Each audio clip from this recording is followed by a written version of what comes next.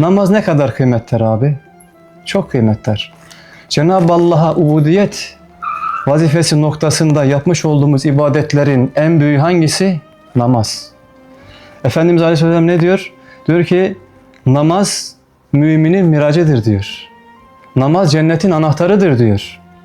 Bak ne kadar mühim. Namaz cennetin anahtarıdır diyor. Ve sabah namazını tarif ederken diyor ki salatu rekatel fecr hayrun mined dünya ve ma fiye. Sabah namazının 2 rekat sünneti dünya ve içindekilerden daha hayırlıdır diyor. Veya başka sabah namazı ile ilgili bir hadis de var. Diyor ki kim sabah namazını kılarsa o gün Cenab-ı Allah'ın himayesi altındadır. Ne kadar kıymetler abi. Cennetin anahtarı, müminin miracı, gözümün nuru diyor Efendimiz Aleyhisselatü Vesselam. Üstad ne diyor? Ruhumun ab hayatı, kalbimin gıdası namazdır diyor. Çok mühim, çok kıymetler.